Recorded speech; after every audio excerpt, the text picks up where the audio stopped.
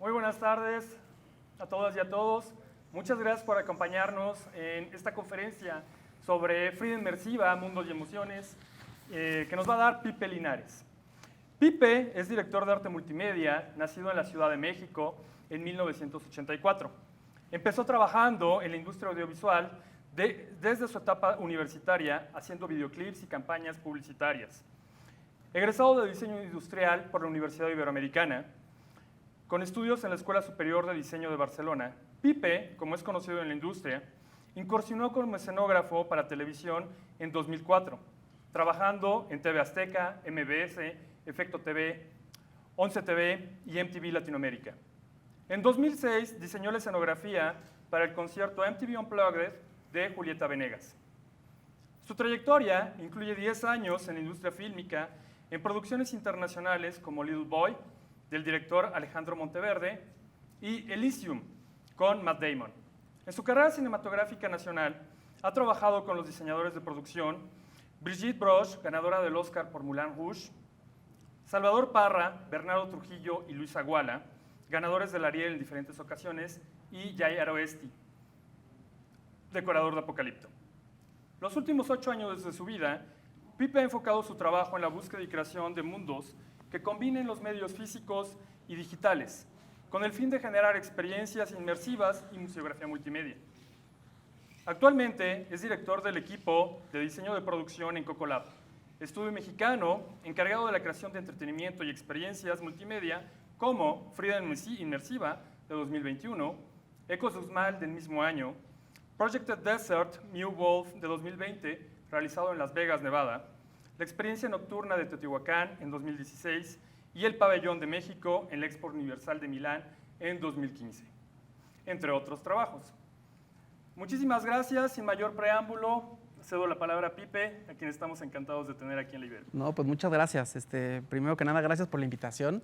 Me siento muy contento de visitar la Ibero después de hace muchos años que no venía y me siento muy contento también de poder como compartir con muchas personas esto que hacemos hoy en día, pero también sobre todo que de alguna manera fuimos aprendiendo y creo que me parece muy importante poderlo, pues tener esa oportunidad. Así que muchísimas gracias y padrísima la intro también, la agradezco y pues nada, me gustaría como primero que nada decir que sin duda, desde el primer momento que pues, me invitan a esta presentación, pues para mí era muy importante no solo hablar de lo que hago o de lo que hacemos, ¿no? Porque claramente soy parte de un increíble y grande equipo, sino también poder como decir qué hacemos y por qué lo hacemos y sobre todo también qué queremos lograr y por eso decidí hoy llamarle Mundos y Emociones.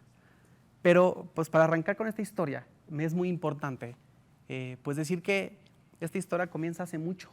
Cuando yo tenía 6 años aproximadamente, en los estudios Churubusco, en la Ciudad de México, se filmó una película que se llama Querida encoge a los niños. Sí. Es una película de hace muchos años.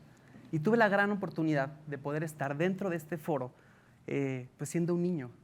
Y al yo entrar en los foros y poderme dar cuenta que, pues, que existen lugares con pastos gigantes, que existen moscas inmensas y que existen estas piezas de Lego a la mitad de un posible jardín. Por supuesto que existen albercas de leche. Yo me di cuenta de una cosa que para mí es fundamental y es que el mundo de los sueños existe. Y por supuesto luego pues aprendí que hay alguien que se encarga de diseñar, de construir, de maquetear, de visualizar los sueños. Básicamente de quién hace todo este oficio.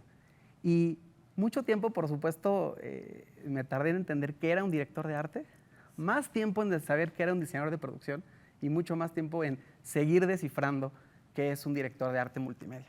Sin embargo, pues ese camino me llevó justo a la Ibero, en donde, bueno, antes de eso, me es muy importante compartir esto. En el año 2000 sale esta película de Alejandro González Iñárritu y me es muy importante, curiosamente, no por hablar de cine, sino porque para mí es la primera vez que pude ver en una película cómo era mi ciudad, cómo era mi mundo. Sí. Y me encantó cómo lo pudo fotografiar y llevar. Yo tenía 16 años en este momento.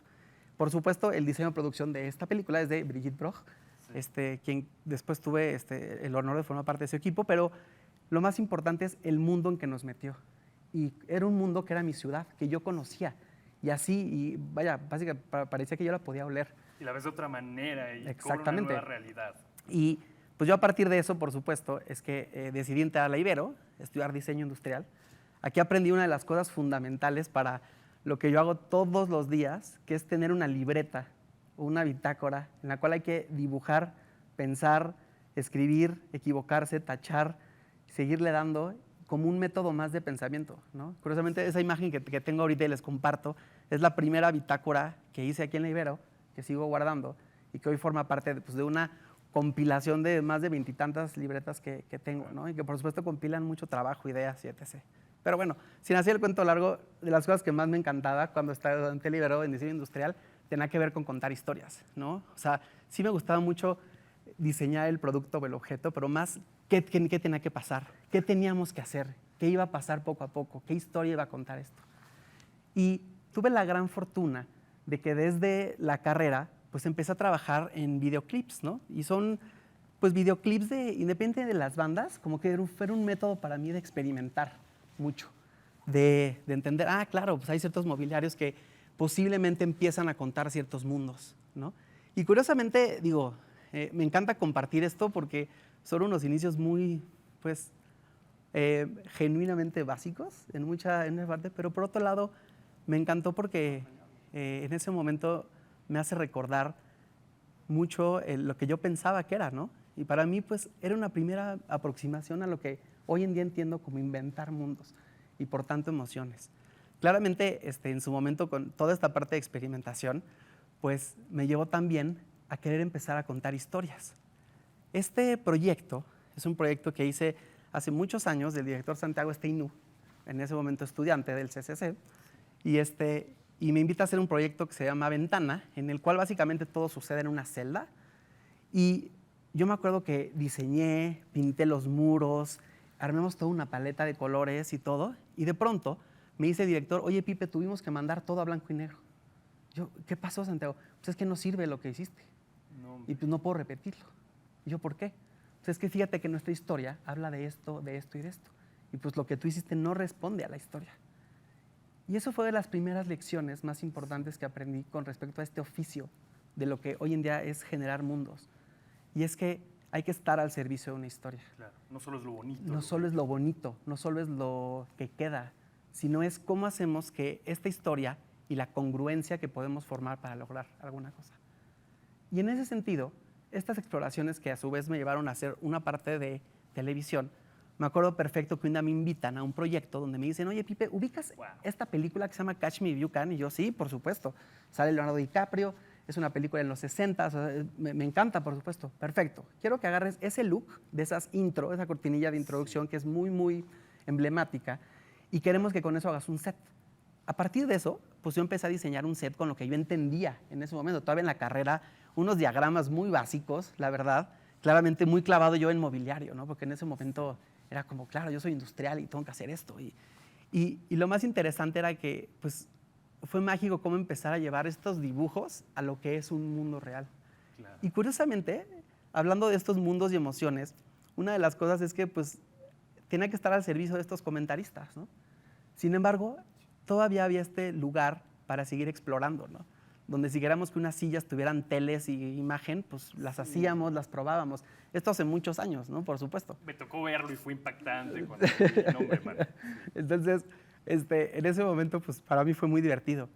Pero lo más relevante de esto es que un día, por cuestiones de la vida, MTV, en ese momento solo transmitían videoclips y programas relacionados a música, no solo reality shows. Sí, como ahora. Estaba muy enfocado en eso. Tenía un programa que se llamaba MTV Unplugged, ¿no? Actualmente sigue, pero en ese momento era como el programa emblemático, en donde básicamente los artistas, a través de un formato acústico, presentaban como sus grandes éxitos. El 100% de los Unplugged hasta un lugar se hacían en Estados Unidos. Sí. Y se decide que por primera vez el MTV Unplugged iba a salir de Estados Unidos para venir a Latinoamérica. Se escoge México. Y por azares de la vida, mucha suerte, mucho rebote, mucho estar donde me tocó estar, me invitan a formar parte de este proyecto. Icónico. Y este proyecto icónico es el MTV Unplugged de Julieta Venegas. Y pues claramente con todo el miedo, con toda la ingenuidad, uno dice que sí. Uno dice que sí a algo que no necesariamente conoce de fondo. Pero lo más importante de esto, y me encanta presentar esta siguiente imagen, esto no es un render, es un horrender, porque es horrible, justo. Y justo lo que no enseña es emoción. Lo que representa esa persona es Julieta Venegas. Lo que yo quería decir alrededor era que eso es papel picado. Muy mexicano. Muy mexicano, bueno, o mexicano, de acuerdo a eso. Y que por supuesto lo íbamos a hacer con unos candelabros y demás. Rápidamente, ya sabes, cuando la producción, me acuerdo, me comparte el primer plano, yo decía, madres, ¿dónde estoy yo? O sea, ¿dónde van mis cosas? Puta, sudaba todos los días, ¿no? La verdad, de no saber qué hacer. Pero, pues bueno, uno empieza a hacer claramente, con ayuda de otras personas, pues estos planos para que quedaran, porque pues tenía que estar de acuerdo con los estándares de Estados Unidos, estaban muy nerviosos, era la primera vez que sale de Latinoamérica, en fin. Y poco a poco, cuando lo fuimos produciendo y armando y creciendo y todo, como que fue muy emocionante poder ir viendo esta historia que queríamos contar. Y esta historia que había que contar era que Julieta Venegas es una artista mexicana, que es mujer, ¿no? Entonces tenía que haber una parte muy femenina. Para ellos el tema de mexicano, pues empezamos a contar esta parte del papel picado, pero yo en ese momento no tenía tanta idea de cosas de luz. Y en realidad aquí lo que le da vida a este set es la luz. Sí. Todo lo demás es un foro, curiosamente en los estudios Churubusco, mismos estudios que yo de niño había ido. Regresaste. Exactamente. Y fue increíble ver cómo ya con los músicos, con todo este ambiente y por supuesto con todo lo que Julieta trae en su propio discurso e idioma de la mexicaneidad, fue muy padre sumar a esto. Esta historia era de una mexicana rompiendo muchas barreras en términos de hacer un unplugged, mujer latinoamericana, y salir a Estados Unidos. Entonces era una cosa muy importante y me encantó formar parte de este proyecto. Pero aquí viene una cosa bien interesante. Parte de lo que me dejó este proyecto es que en el foro de al lado estaba esta mujer, que es Brigitte Broch. Estaba la persona que ganó en ese momento el Oscar por Moulin Rouge y estaba en el foro de al lado. Y lo que yo hice es que me metí al foro de al lado y me robé su email con un post-it. Le escribí para que me invitara a los proyectos, por supuesto no contestó, hasta que yo creo que después del mail 25 me contesta y me dice, va, Pipe, vente, nos conocimos, y me invita a un proyecto que se llama Hidalgo, la historia jamás contada. Sí. Y de entender un mundo como en el cual había que contar esta parte como una mujer mexicana y demás, esta oportunidad de adentrarnos a la historia de nuestro país, de aprender mucho de la imagen a raíz de lo que se tiene a partir de la pintura. Y es muy importante lo que voy a decir ahorita, claro, porque esta capacidad de poder interpretar pinturas, todo esto que se hace de las castas, cómo podemos contar estas historias y de alguna manera esto que nos transmite en términos de emoción, había que trasladarlo a un set, y había que trasladar algo físico. Entonces era un reto muy importante tener que traducir pinturas a una parte real. Y creo que me gusta compartir esto porque además de lo mucho que aprendí, es por esta parte. Un día se acerca a Brigitte y me dice, Pipe, necesito que tú te encargues de diseñar un auto de fe. ¿Sabes qué es eso? Yo le dije que sí, en ese momento no sabía. Sí, claro que sí. Así como loco a leer, ¿qué es un auto de fe? ¿Qué es un auto de fe? Ya no, Pipe, acuérdate, cuando todo la Santa Inquisición mandaba castigar, perfecto, ¿no? Y en eso me dice, Pipe, perfecto, va a ser esta locación, quiero que me hagas un dibujo conceptual de esta cosa. Entonces yo le presento este dibujo conceptual. Se lo presento muy orgulloso a Brigitte. Brigitte mira el dibujo conceptual y me dice, ¿qué es esto? Y yo, no, pues un concept drawing, ¿no? Me dijo, pero no, Pipe, pero esto no emociona. Claro. Tú me pusiste una tarima en una locación, pero ¿qué me quieres contar? ¿Qué me quieres decir? No, pues es que fíjate que no, pues no lo estás haciendo. Y con esta gran lección me encanta, porque aprendí mucho que no solo hay que estar al servicio de la historia, no solo que claramente hay muchos medios para ir apuntalando proyectos, sino que también hay que emocionar. Y por supuesto, pues, ¿cómo emocionas? Pues hay muchas maneras de hacerlo. Y todo este aprendizaje claramente de interpretar pinturas fue muy importante para lo que mucho tiempo después, un reto llamado Frida vino a nosotros, ¿no? Qué padre cómo pasas de la historia individual de Julieta a la historia de un país, ¿no? Son retos distintos, niveles distintos. Retos distintos, con el mismo principio, que es contar esta identidad base, ¿no? Sí. Y lo más padre es que después me tocó en otra historia contar otro episodio de la historia de México, ¿no? En este caso no había que interpretar pinturas, había que interpretar fotografías. Y es como son o deberían de ser para mí, las oficinas y los lugares de estudio, de trabajo de todos. tener una capacidad en donde toda la gramática visual de los proyectos puede estar a la vista de todos, para que todo el tiempo nos estemos alimentando de lo que queremos llegar a ser. Un atlas visual. Literal, todo lo que hacemos, y al final del día todo lo que hacemos y comunica. Entonces es muy importante para mí, y es alguna dinámica que actualmente en Cocolab tenemos mucho con los equipos. Claramente, en boards físicos, hoy en día en boards digitales que se comparten en línea, pero al final es el mismo principio, que es la capacidad de todos estar conectados ante la misma gramática visual, auditiva, etc., ¿no? Por supuesto, Claro. de diferentes medios. Entonces, por eso me encanta mucho esta imagen. Y aquí, pues, aprendí a hacer otro tipo de concepts. Quizás no son perfectos, pero sí emocionan más que la otra tarima que estaba en la locación, ¿no? En este caso en Michoacán. Hay Entonces, acción. hay acción, ¿no? Un poquito algo pasa, claro, imperfectas, pero bueno, dices, ahí se ve humo y todo. Y entonces, esta capacidad de poder generar esto y que luego se fueron haciendo los sets y poder ver todo lo que de un dibujo conceptual o de una idea se puede hacer realidad fue increíble. Por supuesto, la capacidad que tuvimos de hacer trenes, ¿no? Claramente con un gran equipo, con directores de arte muy increíbles, con un gran diseñador de producción como Salvador Parra en este caso, pero esta oportunidad desde una expertise, desde hacer los carritos para que ruede un tren, hasta fabricarlo, echarlo a andar, Wow. una locomotora desde cero, y por supuesto, una vez que uno lo echó a andar, vestirlo, ponerlo en el set, ponerlo en un mundo para que con actores vivan. Y este fue padrísimo, porque esto lo pudimos llevar por muchos lugares, por muchas vías, ¿no? Y también lo pudimos incendiar, lo cual también es increíble entender toda esta magia de las atmósferas, ¿no? Sí. Luego una atmósfera suficiente se puede generar con fuego. Y o va con- cambiando en el tiempo. Y va cambiando en el tiempo. Y entonces, pues a mí me gusta mucho compartirles esto porque pues, me lleva como a otro, voy ligando como muchas cosas, porque pues, me lleva a otro proyecto que me encanta compartir, que otra vez, un dibujo conceptual. Me acuerdo perfecto que en este caso Bernardo Trujillo, actual production designer de Walking Dead, me decía, Pipe, aquí vamos a hacer una calle, queremos esto, perfecto. Y lo empezamos a construir, ¿no? Lo construimos, lo hicimos. Aquí vamos a tener un cine, perfecto, se dibuja, se empieza a construir y a hacer. Como que esta dinámica ya la había entendido mucho y me emocionaba mucho. Aquí muy puntualmente dijo, Pipe, me encantaría que en ese lugar hay que hacer un faro. Y yo, un faro, madre puta. Nunca había hecho yo un faro pegado al mar, o sea, literal, estos son los estudios de Fox en Rosarito, Baja California, estudios donde se han filmado emblemáticas películas vinculadas al agua, al mar, como Master and Commander, Titanic, por supuesto, The Abyss, en fin, ¿no? Entre otras. Y pues me llega el dibujo conceptual y dije, venga, pues vámonos a echarnos, ¿no? ¿Cómo hacemos este pedazo de mundo? Empezamos a construir algo que yo nunca había construido con tanta complejidad, la verdad, debo admitir. Sin embargo, empezaron a quedar imágenes de este tipo.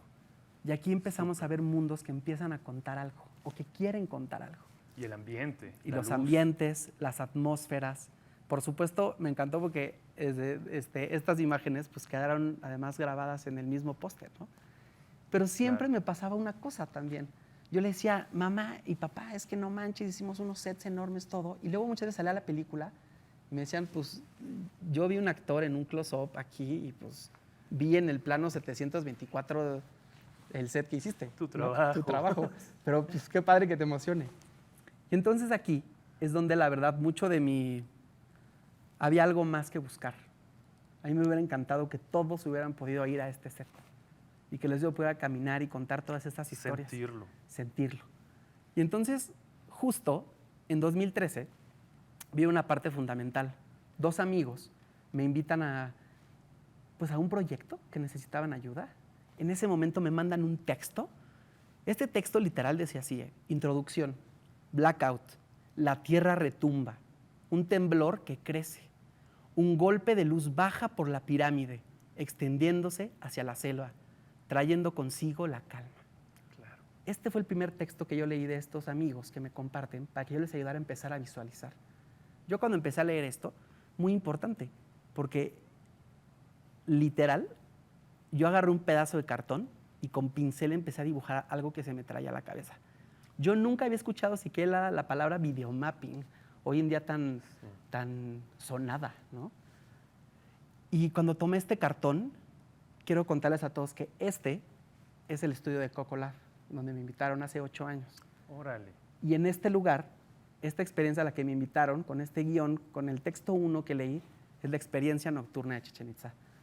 Y es una cosa muy importante, es un proyecto en el cual yo siempre recordaré como este paso que me hizo entrar a otro mundo.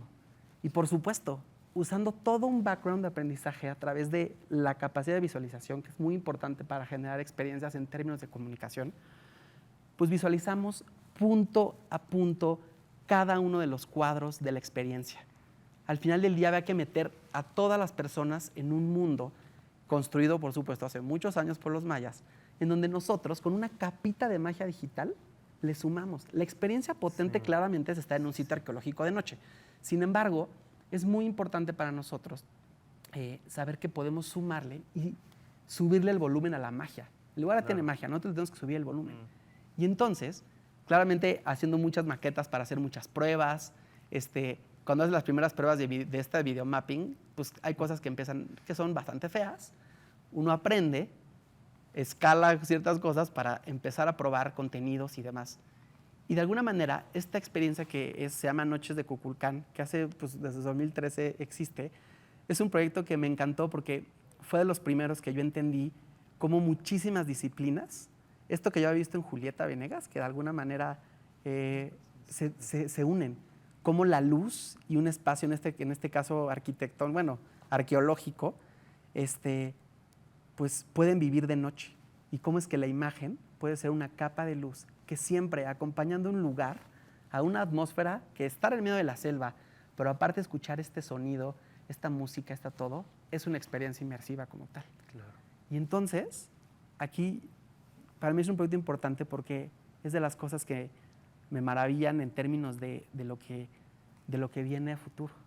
Y es bien interesante cómo esa idea de la luz cambiando está ya anclada, ¿no?, en esta pirámide, con la idea de que Kukulcán va bajando con el movimiento del sol. Exactamente. Y ustedes permiten reconstituir un pasado del cual no sabemos nada, pero viajamos. Exactamente. Y por otro lado, pues es increíble porque claramente hay toda una parte técnica, un despliegue técnico con un desarrollo muy particular, porque estamos en un sitio arqueológico, no puede ser invasivo, claro, tiene que ser reversible todo, etc., ¿no? Pero bueno, eso por supuesto después, ese problema imagínate tener la capacidad, y somos muy afortunados, de tener la experiencia nocturna en Teotihuacán. Sí. En cómo en un canvas o en un lienzo que tiene más de 110 metros, o sea, 110 de base, ¿no? No más. Exactamente, nada más. Y claro, empezamos a visualizar con otras herramientas, en este caso, usando este mismo mundo multimedia, empezamos a combinar este tipo desde filmación en tiempo real con animación, con ilustración, con contenidos de otro tipo, ¿no? Y pues por supuesto es una experiencia que no se pueden perder, que padrísima. Que es impresionante. Y una vez más, nosotros nos sentimos muy orgullosos de estar adentro de un sitio arqueológico, el cual tiene una magia increíble, y nosotros somos los que le ayudamos a subirle el volumen de noche, básicamente. Y pues a mí me encanta también una cosa, que esto no solo es ir a ver una videoproyección, es ir a caminar por la calzada de los muertos. Y esto es otra cosa de las experiencias que también vale mucho la pena decir. Este mundo, en lo que emociona mucho, es este viaje al pasado, sí, pero que a su vez te conecta con ciertos elementos del presente. Y además de que tiene una parte de unas audioguías que está en distintos idiomas, ¿no?, donde a partir de unas antenas cada persona lo puede vivir de una manera íntima, en una cierta colectividad, creo que es una cosa muy importante de lo que hoy en día hemos planteado y estamos planteando en los proyectos que realizamos. Y tiene que ver con esta capacidad de compartirlo, ¿no? Y entonces, pues bueno, además de que es una increíble experiencia estar en un sitio arqueológico de noche, no se pueden perder Teotihuacán, que además es un lugar mágico, y pues es impresionante ver la pirámide del Sol de noche, cómo cobra vida y cómo puede cobrar vida. La escala, la dimensión, todo el andar. Exactamente. Y sobre todo, pues contando una historia y emocionando, en este caso, a mexicanos y extranjeros, ¿no?, con esta historia. Y pues, así como también hay muchos mundos que se generan con proyección, hay otros, y también existen mundos que solo son luz y audio. De alguna manera, a mí me gusta este proyecto que se llama White Canvas. Es un proyecto de hace algunos años, pero siempre tiene una particularidad increíble. Las personas somos capaces de entrar a un espacio, las cual solo con iluminación y con audio somos capaces de meterlos en un mundo. y somos capaces de contar y de transmitir emociones. Y esta parte me parece increíble. Que entonces el mundo multimedia, que a veces solo pensamos que es la imagen, y sobre todo hoy en día que consumimos todo a partir de pantallas, celular, iPad, computadora de escritorio, tele, en mi caso, o sea, lo que sea, todos son pantallas. Creo que esta capacidad de utilizar muchos de otros medios para emocionar es donde veo muchísima más potencia. Y es muy importante estos proyectos porque, pues, por supuesto, con estos proyectos, por ejemplo, para nosotros aprendemos también mucho a crecer otro tipo de desarrollos desde la parte técnica. Porque estos mundos no se pueden hacer, necesitamos unos equipos multidisciplinarios, no se pueden hacer solos. Claro. Necesitamos grandes narradores, grandes directores, necesitamos grandes equipos de escenografía, de entornos, necesitamos grandes equipos de programación, por supuesto, de toda la parte de animación, de motion, diseños de iluminación, bla, bla, bla, bla, logística, en fin, es realmente muy, muy complejo, ¿no? Pero muy emocionante en su complejidad. Pero lo más padre es como ese tipo de proyectos que logran emocionar a las personas. Es muy padre conectar. La luz tiene un poder evocador tremendo, ¿no? Y creo que está muy anclado a nuestro cerebro primitivo. Huxley tiene un texto, La filosofía perenne, donde empieza a hablar acerca de por qué los objetos luminosos valen tanto para nosotros, por qué el oro, por qué el diamante. Según él, porque parecen desencadenar algo muy profundo, místico, diría él, en nosotros, ¿no? Creo que no es gratuito, finalmente, la asociación con sitios místicos como Teotihuacán, ¿no? Absolutamente. Y por eso a mí me encanta, porque este proyecto, que es una instalación en una escala interesante, pero dentro de toda acotada, nos llevó a aprender mucho de muchas cosas, ¿no? Hay un proyecto que yo personalmente aprendí mucho, que les quiero compartir, que pues colaboramos con Timbiriche para hacer un espectáculo, ¿no? Y por supuesto el primer reto cuando empezamos a trabajar con ellos es que era un show de un reencuentro, después de varios años que ellos, de la banda, básicamente eran 35 años, y pues desde que empezamos a hacer las primeras rayas y bocetos, todo era cómo lográbamos hacer un Timbiriche, pero cómo traíamos el juego de Timbiriche, cómo lo traíamos hacia otro mundo, ¿no? Con, por supuesto, esta capacidad de sacarlo hacia el público y que se sintieran parte como de este juego con luz, por ejemplo, ¿no? Entonces, por eso era muy importante esta parte de la luz. Y no solo eso, hoy en día queríamos que las personas desde el público participaran en los contenidos y a partir de sus celulares ellos pudieran compartir imágenes y formaran parte del espectáculo. Entonces, de alguna manera, es una manera en que conectamos con las audiencias a partir de nuestro trabajo, en donde ellos también son parte del contenido. Prosumidores. Ellos también alimentan lo que están viendo. Y entonces creo que ahí hay otra cosa de dinámica. Y era una manera de conectar, ¿no? Por supuesto, en nuestra metodología que tenemos muchas cosas de maquetas, pero pues nos permite probar, ¿no? Lo que queremos llevar. Porque esto, pues una vez que crece y empieza a producirse, y pues tenemos que hacer un mundo en donde, por un lado, contáramos historias visuales interesantes, ¿no? Sí. Pero por otro lado, que en momentos se volviera una escenografía, ¿no? Que acompañara ciertas canciones. Entonces, esta versatilidad, y por supuesto que siempre viene de una configuración de un Timbiriche, ¿no? Este juego de unir puntos a partir de líneas. Entonces, para nosotros era muy, muy interesante eso. Pero, pues por supuesto, todo este aprendizaje que velozmente te he platicado, tiene que ver por años. Por Frida, la verdad. Sí. Frida, si a mí me preguntas, o sea, para mí Frida es un proyecto que tiene que ver con el trabajo, si bien por supuesto muy enfocado de 8 meses de diseño y 7 de integración, por así llamarlo, y 7 semanas de integración, tiene que ver con años atrás de muchas pruebas. Como que para mí Frida representa en términos del trabajo una absoluta búsqueda por lo que quiere decir una experiencia inmersiva y una experiencia multimedia.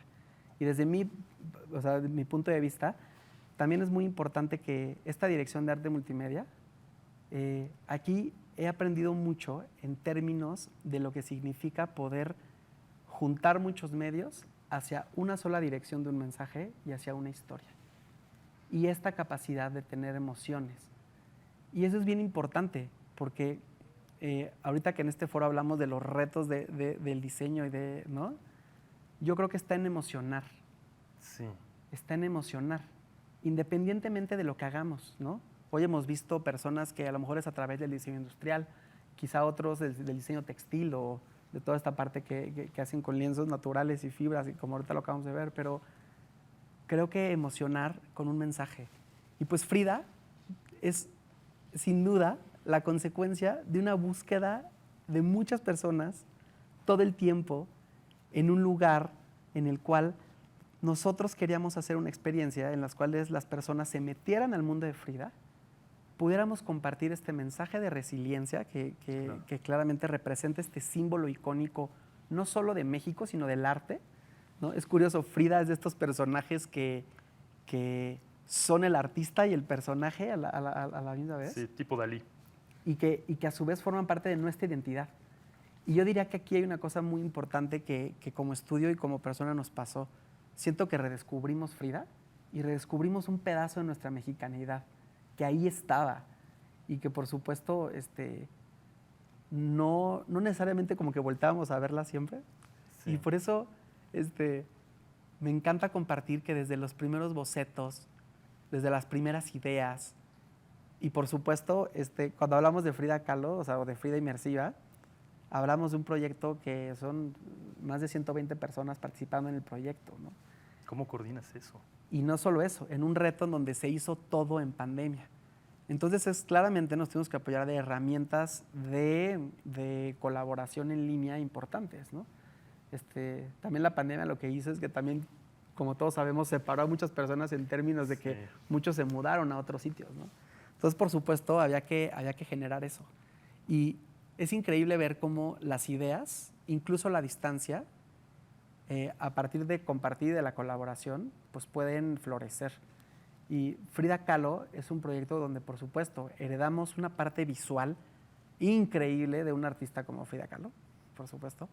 Sin embargo, creo que es muy importante decir que para nosotros el verdadero reto de este mundo tenía que ver en cómo no era una experiencia digital. Cuando vemos estos renders, de alguna manera queremos llevar a las personas, eso era para entender mucho la configuración, pero justo estos renders, a mí lo que me gusta es que tienen una parte muy de pantalla, ¿no? De pronto. Sí. Y entonces nosotros, en lo que hicimos en la búsqueda, en lo que hicimos en la búsqueda de pronto de ciertas cosas, utilizando herramientas como ejemplo de previsualización como esta, claramente ya con cosas de Unreal Engine, etc., es que pudimos entender qué cosas pues, le faltaba, qué cosa, ahora sí que dónde le dolía la experiencia. Sí. Y una de las cosas que le dolía es que justo queríamos separarnos del mundo de las pantallas.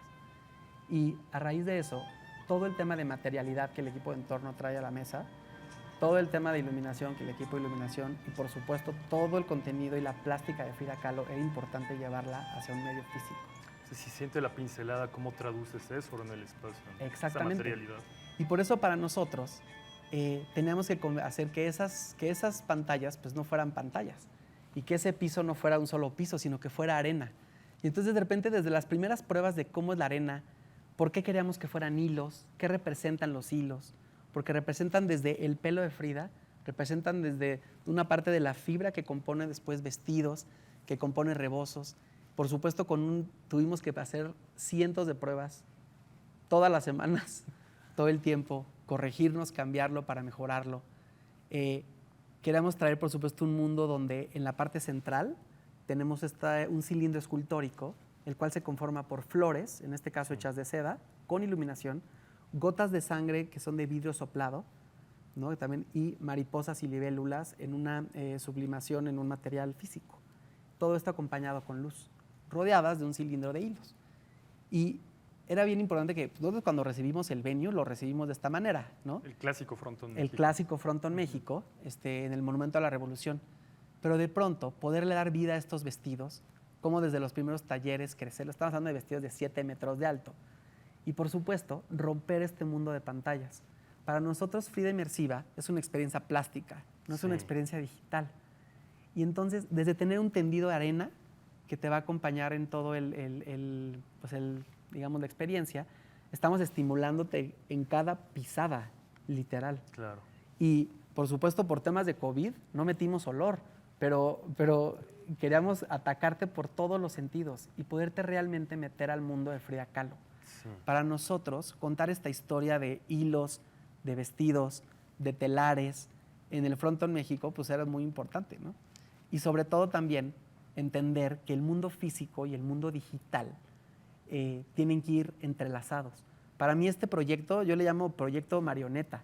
O sea, alguien jalaba un hilo y le movías la mitad del brazo, del cuerpo, de la cabeza al otro equipo, ¿no? Sí. Todos estábamos con los hilos muy entrelazados. Aquí es bien padre. Este es el cilindro central, lo que estamos viendo, y hubo que probar antes de colgarle los hilos, ¿no? Que esto está girando continuamente en la experiencia. Pero por otro lado, esta experiencia que este pequeño video muestra, pues empezamos a probar qué cosas sí funcionaban, qué cosas no.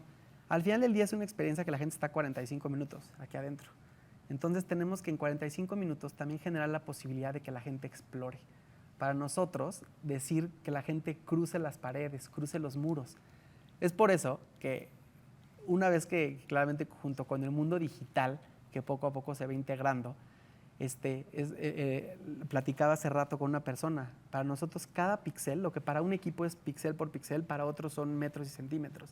Sí. Si alguien movía 1 metro o 1 centímetro de ese lienzo, mueve también la proyección y mueve un sistema de show control que está controlando ese píxel, que va en sincronía con un audio, que por supuesto está espacializado. Sí. Entonces, es increíble ver una integración de un equipo tan grande en un proyecto tan ambicioso y que tiene este increíble resultado de emocionar, ¿no? Fue increíble la primera vez que empezamos a ver imagen en los lienzos, en estos vestidos, ver también la capacidad que teníamos de estas siluetas de vestido, perderlas y de pronto también reforzarlas y sacarlas. Claramente, cuando empezaron a entrar las cortinas de hilo, como la que vemos atrás, y poder ver que las personas lo pueden cruzar, es curioso, porque cuando hablamos de hilo, pues estamos hablando, son 2,5 toneladas de algodón, lo que estamos hablando, ¿no? Que se pintan fibra por fibra y que, por supuesto, están alineados en un sistema de motores, en el caso del cilindro central, el cual con su giro, la proyección tiene que irlo siguiendo. Entonces aquí, imagínate, el mundo físico de unas cortinas de hilos que tienen cierta medida, con el mundo digital que tiene una proyección y un contenido píxel por píxel, con un mundo mecatrónico que tiene que darle ese movimiento en tiempo real y por supuesto con una parte que tiene que controlar todo eso en sincronía con una música. Entonces estamos hablando de un ensamble muy complejo. Claro. Y para mí esa es una de las claves de la dirección de arte multimedia. Es encontrar un ensamble que de alguna manera module los ingredientes para hacer la mejor estrategia estética que empuje el mensaje y que empuje estas emociones. Al final del día, para nosotros poder meter a las personas en los cuadros de Frida Kahlo, y decimos meter en serio, Sí. ¿no? O sea, que Como la gente, película de Sueños de Kurosawa, ¿no? muy parecido a Sueños de Kurosawa, que por supuesto fue una de las referencias de muchas de las discusiones, ¿no? Pero para nosotros, esta increíble plástica de Frida Kahlo, que conecta con nuestra mexicanidad y que también tiene cuadros muy duros y también como tiene una plástica y una comunicación visual muy potente, también cómo llevarla a un lugar donde me rodee y que yo me pueda sentir parte de esta misma obra. Y esa es la solución a la que llegamos. Y por supuesto, ahí me encanta, porque pues, lo que estamos viendo es la integración de 90 y tantos proyectores que tenemos, con una parte de mecatrónica, visual. Este es el famoso cilindro, con nuestra escultura central, hecha de flores. Y al final del día, pues por eso es curioso, ¿no? Todo lo que ves, tocas, hueles, todo comunica, todo, Sí. todo el tiempo. Entonces, pues para nosotros era muy importante que toda esta materialidad y todo esto, pues sí respondiera hacia lo que es un mundo, ¿no? ¿Cómo es este mundo? ¿Cómo tiene que ser este mundo para contar esta historia? ¿Qué hace único a este mundo? O sea, ¿cuál es ese valor? Y para nosotros encontramos este ensamble, en donde la parte física y la parte digital está al servicio de esta historia de Frida Kahlo, de meternos en sus cuadros, de contagiarnos de este mensaje de resiliencia. Por supuesto, nos encanta que tenemos una parte participativa de los visitantes, ¿no? Unas partes interactivas, porque ellos también son parte de este contenido. Sí. Tenemos una parte donde juegan con un cadáver exquisito, con las pinturas de Frida, Sí. y por otro lado, esta capacidad de, claro, a partir de fotos, compartirlo, y también de pintar, ¿no? Y es increíble, porque justo toda esta parte de los pliegues que vemos abajo, pues tiene que ver con romper estas pantallas. Son rebozos, son vestidos, son telares lo que nos está contando esta historia, ¿no? Y por eso, para nosotros, todos poder traer toda esta cromática también, toda esta parte de colores que nos remiten a tantas emociones. Y es curioso, conecta con muchas personas y ha conectado con tantas personas por muchos sentidos, ¿no? A unos por la mexicanidad que hablamos, a otros por esta capacidad de envolverme en un 360 absoluto. Y también creo que hay una cosa increíble en la experiencia que es la posibilidad de compartirlo, ¿no? La capacidad de compartirlo. Y para mí como que Frida Kahlo es un proyecto en el cual por supuesto invitamos a todos a que vayan a verlo al Frontón México, porque todavía estará un par de meses más en esta ciudad. Y por supuesto para nosotros es una invitación a un punto de vista que Cocolab tiene en términos de lo que es una experiencia inmersiva. Y es poder entrar a un mundo, a un lugar que con sus reglas, que con sus características pueda desconectarnos y pueda contarnos una historia y emocionarnos en muchos sentidos. Y Frida Kahlo es un proyecto hecho 100% en México, orgullosamente, y es un proyecto hecho además en pandemia, 100%. Gran reto. Lo cual tiene un reto, nosotros decíamos, chale, o sea, ¿qué reto falta? O sea, casi, ¿qué más quieren? ¿No? Sí. Pero que con muchísimo gusto y con un talentosísimo equipo de muchísimas áreas que es todo Cocolab, pues hemos logrado y hemos sacado, ¿no? Y justo para mí, por eso hay una cosa importante en esto, ¿no? Yo decía que el mundo de los sueños existe. Y es curioso porque mucho de lo que ahorita vimos ya no existe, no físicamente, pero existe en la memoria de las personas que lo hicimos y existe en la memoria de los que pudimos emocionar. Al final del día, las emociones y la memoria es la misma cosa. Yo no me acuerdo cuál fue la tercera canción del radio que escuché hoy antes de venir aquí, pero sí sé a qué olía el día de mi boda. Sí sé lo que sentí. Sí puedo recordarlo cada minuto. Y tiene que ver por las emociones, no por otra cosa. Y es por eso que pues, nosotros nos dedicamos literal a hacer mundos y emociones.